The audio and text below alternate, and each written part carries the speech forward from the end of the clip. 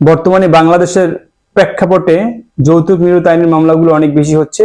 এই মামলাগুলো হওয়ার পিছনে স্ত্রী লোক যিনি আছেন তার মা বাবাও অনেক অংশে দায়ী থাকে, কারণ সেই অভিভাবক যদি তার কন্যা সন্তানকে ভালো মতো বুঝায় বা সেক্ষেত্রে কিন্তু মামলা মোকদ্দমা পর্যন্ত আসা প্রয়োজন হয় না। তাদের মধ্যে কিন্তু মিউচুয়াল আন্ডারস্ট্যান্ডিং এর মাধ্যমে পুনরায় কিন্তু সংসারে শান্তি বিরাজমান থাকে। যে সমস্ত কন্যা সন্তান তার বাবার বাড়িতে গিয়ে তার স্বামী এবং শ্বশুর বাড়ির সম্পর্কে বদনাম বলে এবং তার বাবা মা যদি সেই বদনাম শুনে তাকে আশকারা দেয়, সেই সংসারে কিন্তু অশান্তি বেশি সৃষ্টি হয়।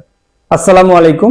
দেশ এবং দেশের বাইরে যে যেখান থেকে আজকের এই পর্বটি দেখছেন, আশা করি আপনারা সকলেই ভালো আছেন। আপনাদের সুস্বাস্থ্য দীর্ঘায়ু কামনা করে আইন আদালতে বহুল প্রচলিত যে মামলাটি হয় সেই মামলা সম্পর্কে আজকে আলোচনা করব। আমাদের কোর্ট কাছারি আইন আদালতে বর্তমানে যে সমস্ত মামলা হচ্ছে তার মধ্যে 30%-এরও বেশি মামলা হচ্ছে যৌতুক নিরোধ আইনের মামলা বা স্বামী কর্তৃক স্ত্রী নির্যাতনের মামলা বা স্বামী বা শ্বশুর বাড়ির লোকজন কর্তৃক স্ত্রীকে নির্যাতনের অভিযোগে নারী শিশু কোর্টে মামলা দায়ের। এই সমস্ত মামলাগুলোর মধ্যে 70% মামলায় মিথ্যা হয় বা 30% মামলার সত্যতা থাকে। দেখা গেছে যে অনেক সময় স্বামী স্ত্রীর মধ্যে ঝগড়া বিবাদ হয় বা মনোমালিন্য হয়। সেই মনোমালিন্যর কারণে, ঝগড়া বিবাদের কারণে স্ত্রী লোকটি তার বাবার বাড়িতে এসে সেই ঘটনাগুলো বাবা মার কাছে যখন বর্ণনা করেন, তখন বাবা মা তার কন্যা সন্তানটিকে সঠিকভাবে পরামর্শ না দিয়ে ক্ষুব্ধ হয়ে কন্যা সন্তানটির একপাক্ষিক কথাবার্তা শুনে তার শ্বশুর বাড়ির বিরুদ্ধে এবং তার হাজবেন্ডের বিরুদ্ধে মামলা করার পরামর্শ দেন। সেক্ষেত্রে স্বামীর বাড়ির লোকজনের বিরুদ্ধে সেই স্ত্রীটি মামলা মোকদ্দমা করলে তাদের কোর্ট কাছারিতে আসা লাগে। সেক্ষেত্রে কিছু কিছু মামলার ক্ষেত্রে আপোষ মীমাংসা হয়, আবার কিছু কিছু মামলার ক্ষেত্রে এই মামলা হওয়ার কারণে তাদের সংসারে ভাঙনের সৃষ্টি হয়। তো যে সমস্ত বাবা মা ভালো বুঝমান, যে সমস্ত বাবা মা ভালো বোঝেন, তারা কিন্তু কখনোই তার কন্যা সন্তানের একপাক্ষিক কথাবার্তা শুনে আইন আদালতের আশ্রয় নেন না। তারা অবশ্যই তার সেই কন্যা সন্তানের কথাবার্তা শোনার পরে তার শ্বশুর বাড়ির লোকজনের সাথে যোগাযোগের চেষ্টা করে, তাদের সাথে আলাপ আলোচনা করার চেষ্টা করে। অনেক সময় দেখা যায় যে আলাপ আলোচনা করলে 50% বিষয় কিন্তু সমাধান করা সম্ভব, কিন্তু কিছু কিছু বাবা মা আছে মেয়ের কথা শুনে ক্ষুব্ধ হয়ে তার শ্বশুর বাড়ির লোকজনের সাথে কথা না বলে একতরফা একটা মামলা দায়ের করে দেয়। মামলা দায়ের করার পরে কোর্ট কাছারিতে আসলে একটা অশান্তির সৃষ্টি হয়। সেক্ষেত্রে তাদের মধ্যে সংসারে অনেক ক্ষেত্রে টিকে না, টিকলেও পরবর্তীতে সেই সংসারগুলোতে সুখ আসে না।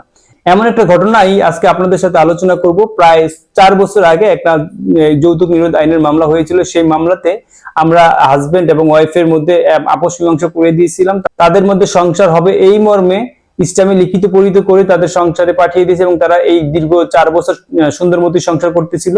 হঠাৎ করে গতকাল সেই ছেলেটি আমাকে ফোন দিয়ে বলল যে, মামা এই অবস্থা, আপনারা তো আমাদেরকে মিলিয়ে দিয়েছিলেন, আমার স্ত্রী তো এখন আমার সাথে আগের মতো সেই ব্যবহার করছে, এখন তো আমার সাথে অশান্তি করতেছে, এখন আমি কি করব?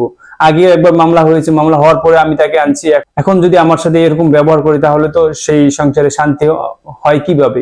তখন আমি ছেলেটাকে বললাম, 4 বছর মেয়েটা তোমার সাথে ছিল, এখন মেয়েটা তোমার বিরুদ্ধে শুধু শুধু অভিযোগ দিচ্ছে, এটা কি আসলেই সঠিক?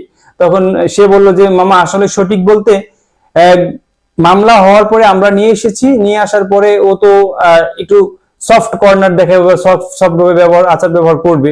এখন আমার বাবা নেই সংসারে, ওই আছে আর আমার মা আছে, এখন ও চাইতেছে যে আমাকে নিয়ে আলাদা থাকার জন্য, আমার মাকে যাতে আমি আমার সাথে না রাখি। ওকে মামলা মোকদ্দমা হওয়ার পরেও নিয়ে আসলো, আমার মার সাথে দেখাশোনা করবে, মার পাশে থাকবে, সেটা না করে ও এখন আলাদা থাকতে চায়, আমার মাকে রেখে ও আলাদা ঘর সংসার করতে চায়। তো ছেলেটা বিদেশ থাকে, সে বলতেছে যে আমি এখন বিদেশ আছি, আমার বাড়িতে কাজ ধরেছি, তো আমি ওকে বলেছি যে সুন্দর মতো কাজ টাজ করো, আমি দেশে আসলে আমি তো থাকবো, আমার মা তো বৃদ্ধ মানুষ, সে আর কয়দিন থাকবে। তো মেয়েটা বলতেছে তার শাশুড়ি তাকে নাকি মামলা মোকদ্দমার বিষয়ে কথাবার্তা বলে তাকে কটূক্তি করে। তো এই হলো বিষয়, কটূক্তি করাটাই স্বাভাবিক। অনেক সময় মামলা মোকদ্দমা করলে, মামলা মোকদ্দমা হওয়ার পরে যে সংসারগুলো জোড়া লাগে, যে সংসারগুলো পুনরায় সংসারের রূপান্তরিত, সেখানে কিন্তু বাজে কথাবার্তা গুলো সেই সংসারের লোকজন না বললে পাড়া প্রতিবেশীরাও কিন্তু বলে। সুতরাং আপনাদের মধ্যে স্বামী স্ত্রীর মধ্যে মনোমালিন্যের কারণ সৃষ্টি হলে, মনোমালিন্য হতেই পারে, মনোমালিন্য যে কোনো স্বামী স্ত্রীর মধ্যে হতে পারে, এটা হলে আপনারা নিজেদের মধ্যে মিউচুয়াল করার চেষ্টা করবেন। আর বাবা মা যারা আছেন তারাও সচেতন থাকবেন। কন্যা সন্তানের কথা হোক বা ছেলে সন্তানের কথা হোক, কথাবার্তা শুনে একপাক্ষিক কোনো সিদ্ধান্ত নেবেন না। অবশ্যই উভয় পক্ষের ফ্যামিলির সাথে আলাপ আলোচনা করে মূল বিষয়টা উদ্ঘাটন করার চেষ্টা করবেন। মূল বিষয়টা উদ্ঘাটন করলে অনেক ক্ষেত্রে আলাপ আলোচনার মাধ্যমে অনেক সমস্যারই সমাধান করা সম্ভব। আপনারা যদি শুরুতেই আইন আদালতের পিছনে দৌড়াদৌড়ি করেন, সেক্ষেত্রে কিন্তু সংসারে শান্তির চেয়ে অশান্তি বেশি হয়।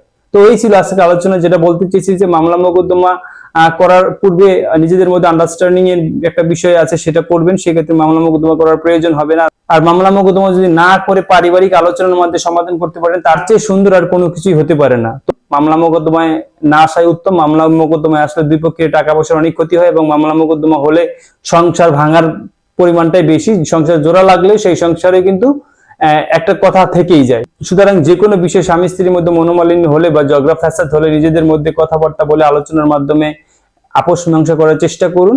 অন্য কাউকে সুযোগ দিবেন না। অন্য কাউকে সুযোগ দিলে সেই সংসারে কিন্তু অবশ্যই শান্তি বিরাজমান বেশি দিন থাকে না। তো আপনারা সকলেই ভালো থাকবেন।